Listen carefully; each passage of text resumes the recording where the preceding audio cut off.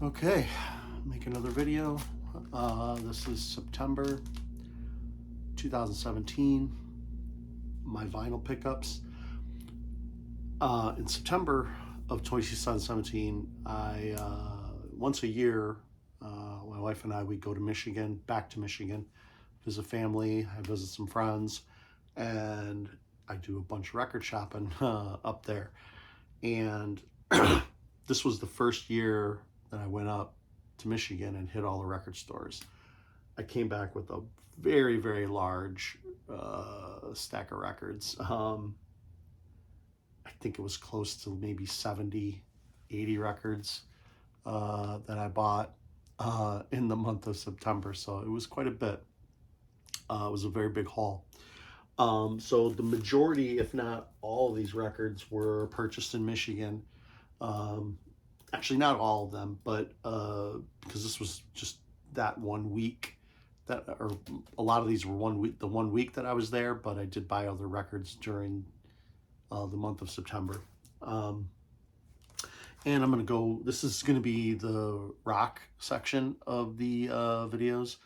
I'll also do metal and pop music that I purchased as well. So let's get started. There's a lot of records to go through. I might break this up into 2 videos, maybe not. I'm not sure yet. We'll see how long this one goes. So I'm going to go in the year that they were released. And I'll just kind of go quickly through just so you see what I bought that month. This record came out December 21st, 1971. And it is the Rolling Stones Hot Rocks. This is 64 to 71. This is a greatest hits album. And for me, the Rolling Stones, they're a good band. They really are. I like them a lot, but I like their hits, and I don't really get into their deep cuts very much. And I think this is the only Rolling Stones record I have. London Group is the inserts. And yeah, this is the only Stones record I have, I think. And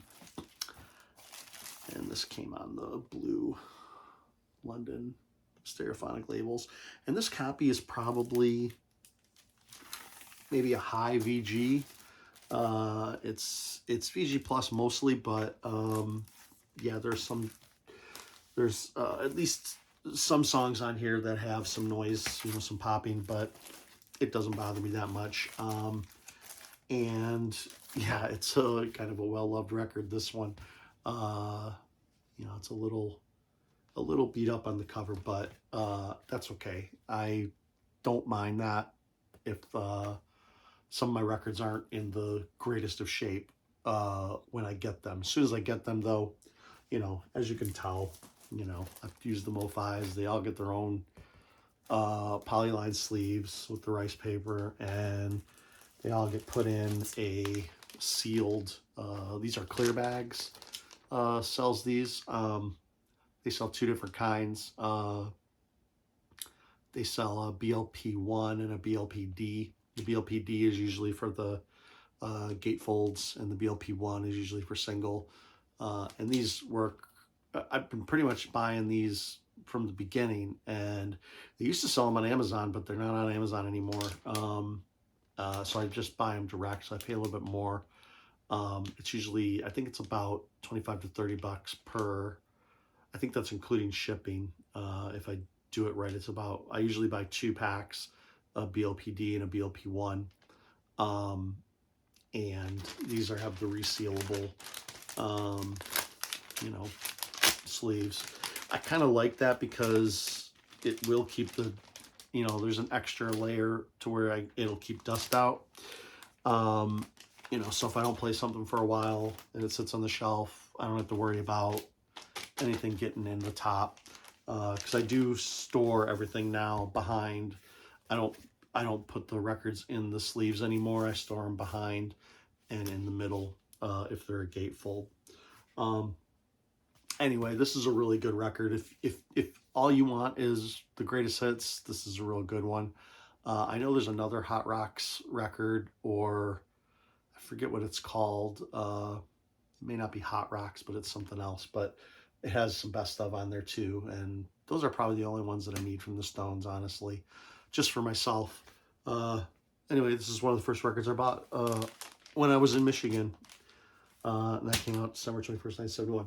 Now, the next 4 records, I think I mentioned before, but I was listening to the Shabby Road Record Show podcast, and those guys listen to tons and tons of 70s hard rock and just rock. And they are huge fans of the glam scene, and one of their favorite bands that they talk about a lot and they play a lot is Mott the Hoople. So this is Mott's 5th studio album. Came out September 8th, 1972, and this is All the Young Dudes. This has the song that Bowie wrote, kind of just gave them this song, I guess. I mean, I don't know. I'm sure he gets royalties or whatever, but yeah, this is Ian Hunter and the guys, McRalphs, Overend Watts, Buffett on drums, Verdon Allen, and yeah, David Bowie guest plays sax. It says sax is on there. I guess he plays the saxophone. But yeah, this is a fantastic record. Mott the Hoople is a great band.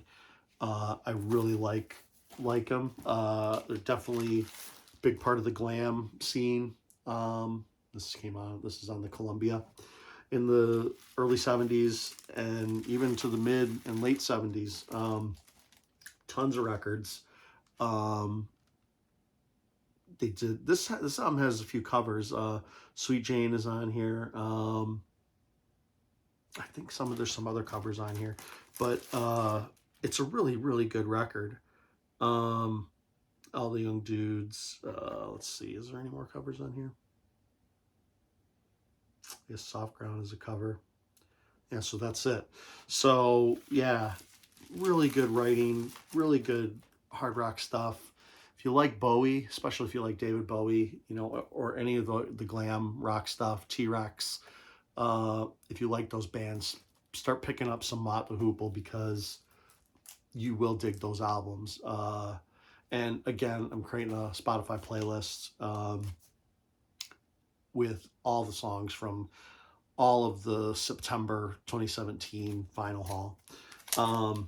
And that's All the Young Dudes. Great album. This album came out July 20th, 73, and this is the 6th studio album from Mott the Hoople. This is Mott, just Mott. Yeah, Ian Hunter again. Just has the lyrics on this one. My copy has some water damage. If you buy records in Michigan, that's one thing that you're going to find is often, because in Michigan, there's a lot of basements. And I know in a lot of states, like in North Carolina here, there's not a lot of houses with basements, but flooding is something that happens frequently in basements. And sometimes people have stored their albums and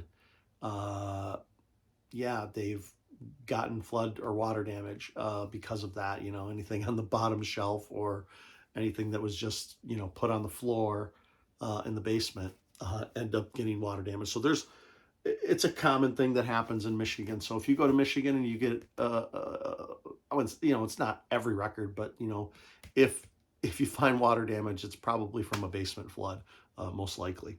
But yeah, again, Shabby Road Record Show plays these guys, or played many songs from them. Another great album. If you like Bowie, you'll like this. All the Way from Memphis was the hit on here. And yeah, this just has all great songs. I would recommend pretty much any of the early 70s Mott the Hoople stuff. Yep. So this one also Mott the Hoople. This one came out February 74. This is the 6th studio album, or not studio album. It is a studio album. It has some live songs on it actually, but it's actually a compilation record. They switched record labels, I guess. when they went to, they were on Atlantic before they went to Columbia. So when all the young dudes came out and they started, you know, hitting, and all the way from Memphis on Mott, they started getting bigger.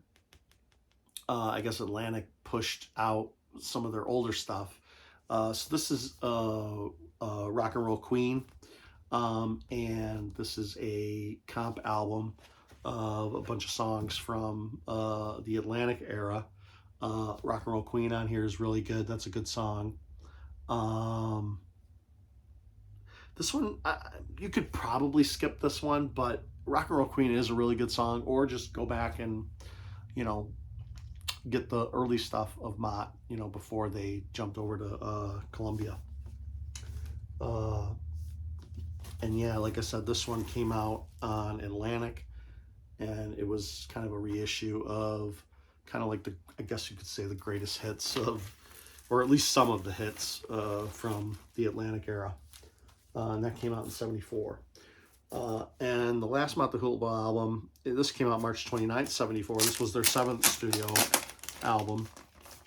If you don't, well, it would be their 6th if you don't count the comp, I guess.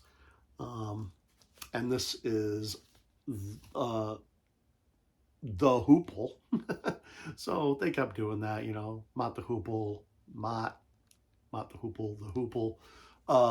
This is a really good record too.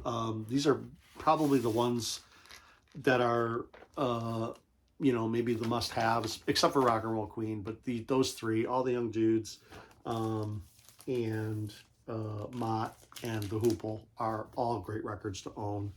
From Mott the Hoople, just fantastic stuff on here. Golden Age of Rock and Roll is a great song. Cross Street Kids, if you listen to Shabby Road Record Show, that was, they actually had a band, those two guys who did the podcast, and they called themselves Cross Street Kids. Yeah, this is just really good. I like all the songs on here. And this one is also on the Columbia Red label. All those Mott records are great. Glam from the mid 70s, early to mid 70s. Really good stuff. Next few records I'm going to show, I'm just going to show these real quick. This is the first studio album from Mahogany Rush. It came out October 31st, 1972. Frank Marino, who is Mahogany Rush, and again, this record is just damaged to crap, but this is an older record too, early 70s, so it's been around a while, but this is a well-loved cover. And anyway, Frank Marino is a guitar player. I believe he's from Canada, and he is obsessed and loves Jimi Hendrix. So basically all his record and his guitar playing, his influence is Jimi Hendrix based stuff. So this album is just very, very, very heavy. All of this stuff, very, very heavy influenced by Jimi Hendrix. So if you like Jimi Hendrix at all, and you want something that sounds almost exactly like Jimi Hendrix, or extremely influenced by Jimi Hendrix, and you're kind of tired of your Jimi Hendrix stuff, this stuff is really good. Mahogany Rush, this is another one. This one's Strange Universe. Maxum is the one I just showed. That album's all right. It has a really cool intro to it, really strange. This one came out June 15th, 75. This is the 3rd studio album, so I don't have the 2nd, but this is Strange Universe. Again, these covers are amazing. But yeah, Frank Marino is a trip. And, you know, he tells a story, I guess, about him being on acid and kind of ended up overdosing, and how, you know, maybe the soul of Jimi Hendrix got into him and possessed him or whatever, and he started playing exactly like Jimi Hendrix. I think it was obvious. Well, of course it was obviously just a story, but yeah, you know, one of those just stories that's out there about Frank Marino. He is a fantastic guitar player, but heavily influenced by Jimi Hendrix. This one is now he started adding Frank Marino on there because I guess he started getting you know, maybe more recognition for himself, and the band was just, I mean, I don't know why he started adding Frank Marino, but Mahogany Rush, this is World Anthem. This one came out March 18th, 77. It's the 5th studio album.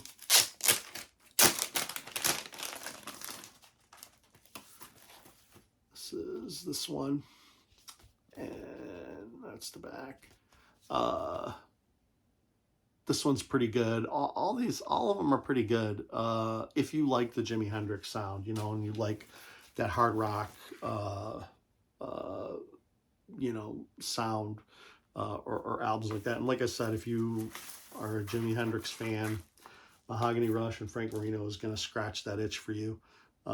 This is Mahogany Rush Live. Frank Marino's Mahogany Rush Live, May 1st, 78. I believe it was the 6th album that came out in order there. Some of these records I got out of the dollar bin, honestly, because and they all sound good, you know, like they're taken care of, but you know, these are just not sold, you know, they're not incredibly popular. And I think maybe even in Michigan, because, you know, so close to Canada, you know, a lot of stuff comes across, you know, the border over there. So I don't know if you'll probably find some Canadian presses, but, you know, Frank Marino would have been, you know, played on Detroit rock stations maybe a little bit. But yeah, this is a live record.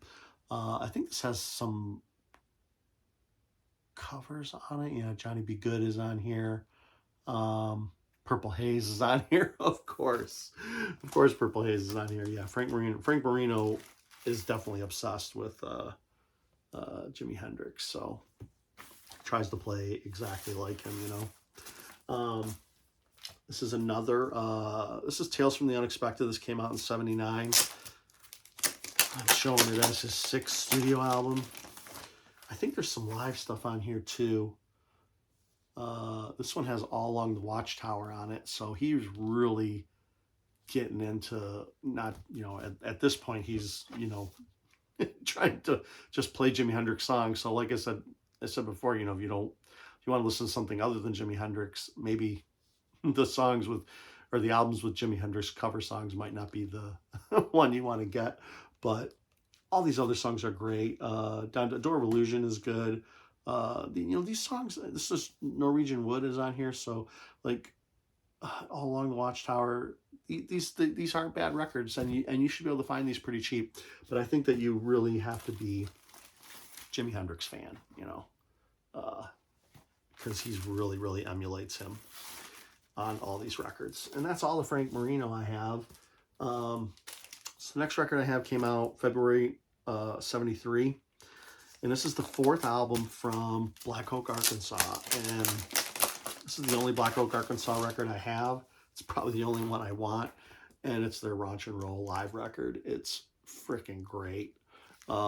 It's really good. It's so gross. These guys are disgusting. I don't know what happened to this guy's teeth, but yeah, I mean, they're wild on stage and everything. And it's just a good hard rock, almost Southern, a little bit better. I really don't like Southern rock that much or at all. But this kind of has that feel to it a little bit, but it's heavier. And yeah, it's a really good record. This came out on Atco. So yeah, I mean, if you see this for a couple bucks, go ahead and pick it up or just check it out, on the playlist. I think the song I put on there is Hot Rod. Hot Nasty is good too. Mutants of the Monster is good. It's just a fun record to have.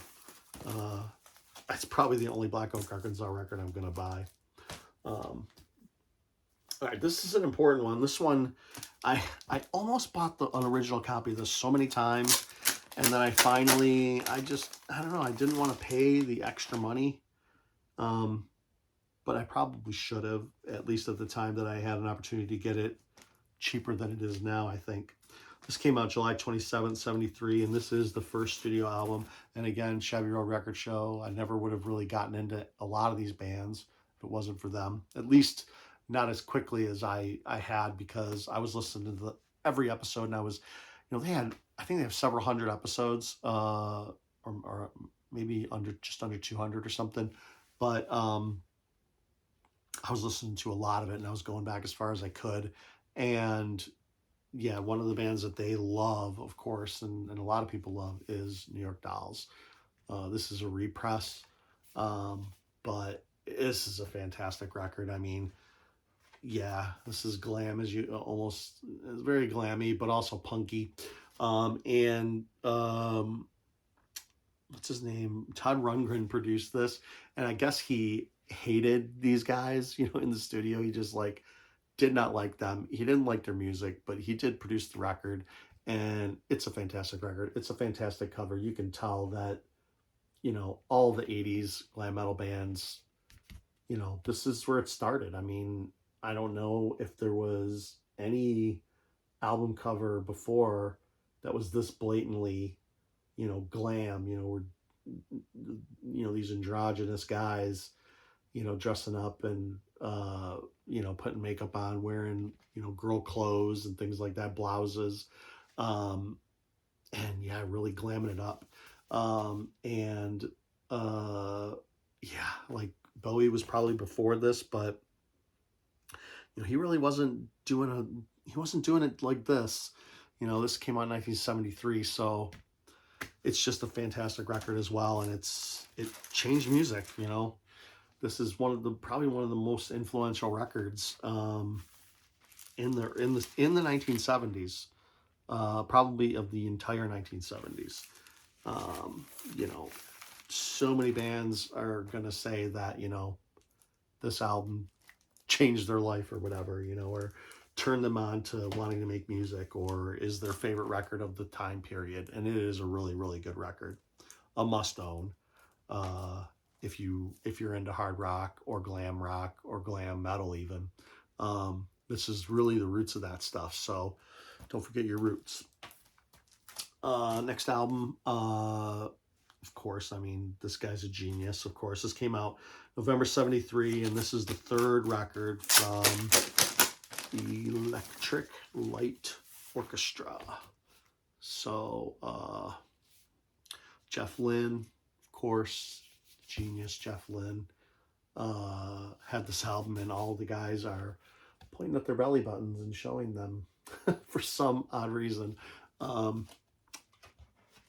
Yeah, I don't know why. Maybe of course, I'm sure they thought it was just funny as lyrics in there. And the inner, this has Mama Bell, Showdown.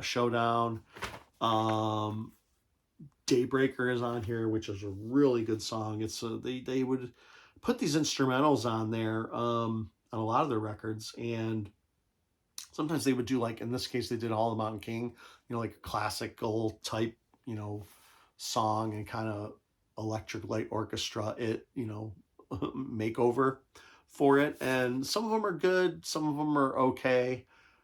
Daybreaker, though, I don't know that that's anything. I think that's just their song. So,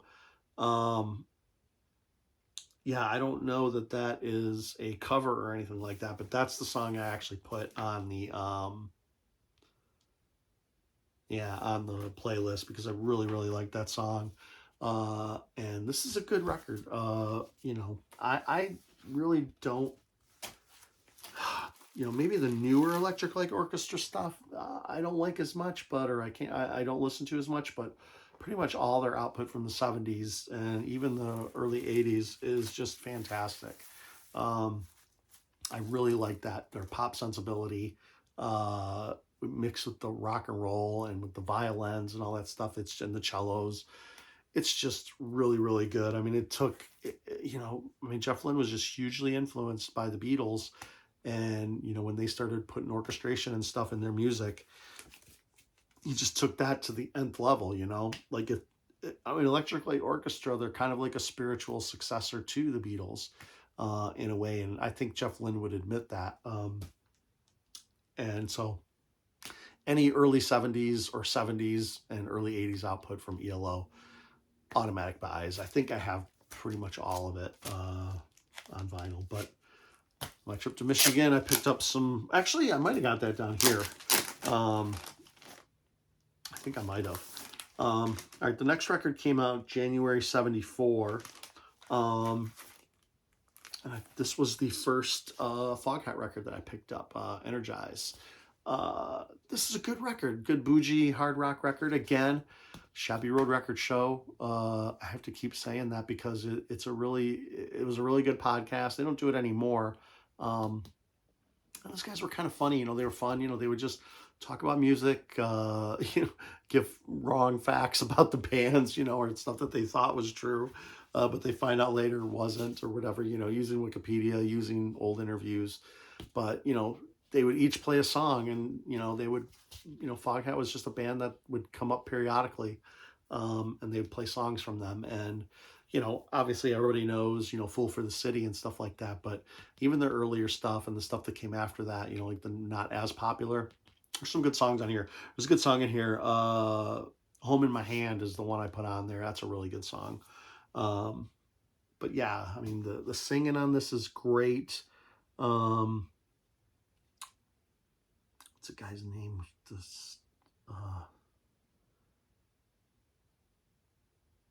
forget the singer's name.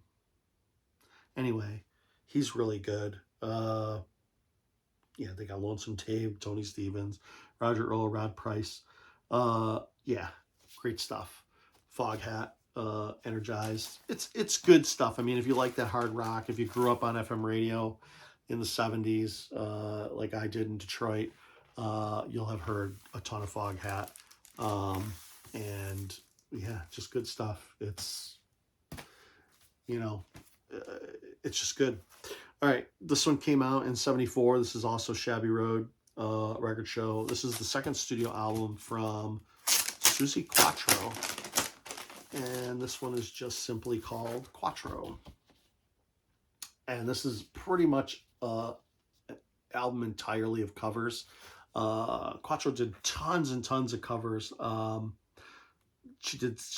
Chapman wrote, Mike Chapman, I believe it's Mike, wrote tons of songs for her as well, or just songs that were already written by him. She redid.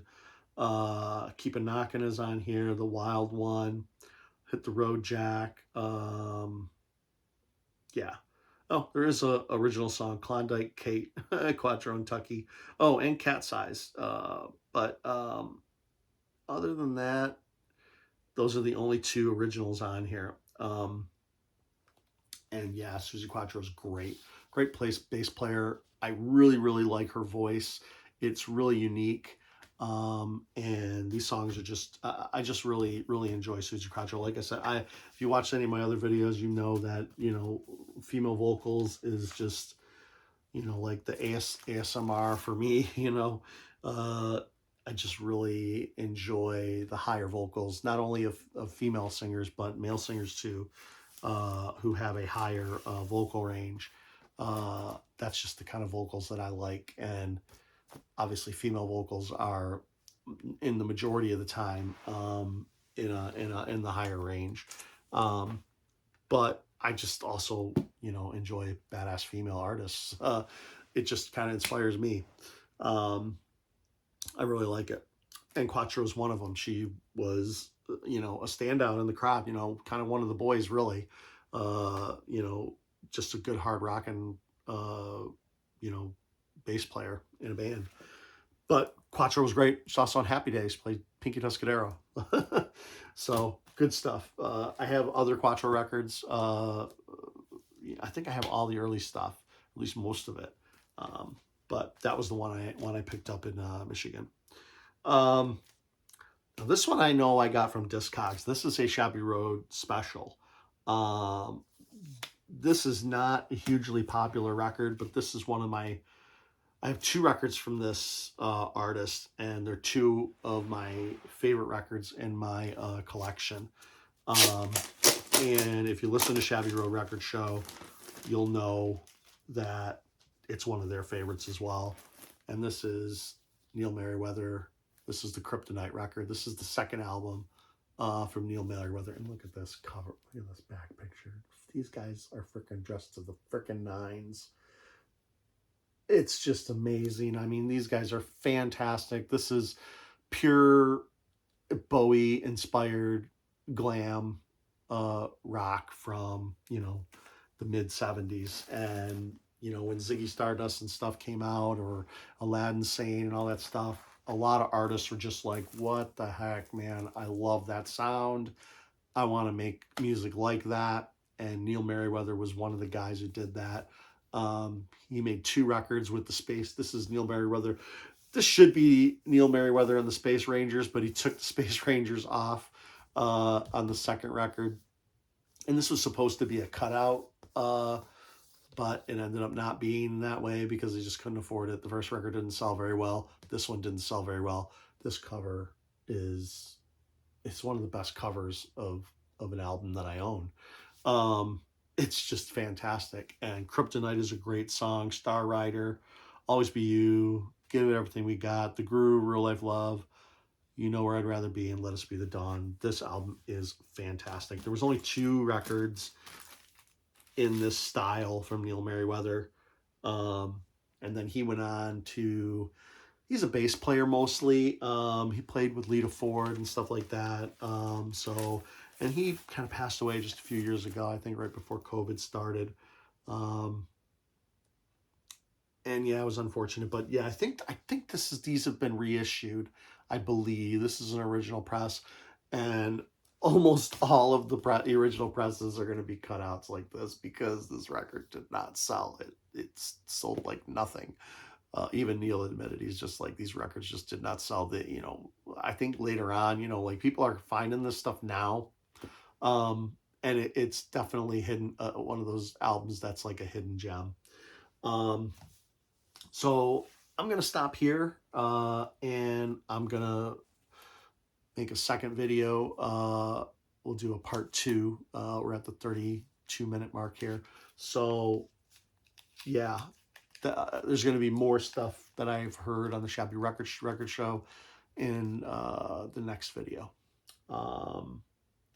Check out the playlist if you want to hear any of the songs to see if, you know, any of the songs sound interesting to you. You know, maybe you want to look and listen to more from these bands. And during this time period, over through September, October, November, December, all through 2017, for sure, there's going to be tons of records that I bought just based on listening to the Shabby Road Record Show and a lot of the stuff that they played on there, because so many bands I discovered, especially 70s hard rock and glam rock and all that stuff. You know, they were a little bit picky about the stuff they listened to. You know, they didn't like everything. And one of the guys would like stuff the other guy didn't as well, you know, or like stuff more. So they had a little bit of a diverse taste, but they always agreed on the, you know, 70s hard glam, at least the glam rock stuff. They almost always agreed 100% on that stuff. So anyway, that's the end of this video. Part 2 of Vinyl Haul September 2017 will start after this.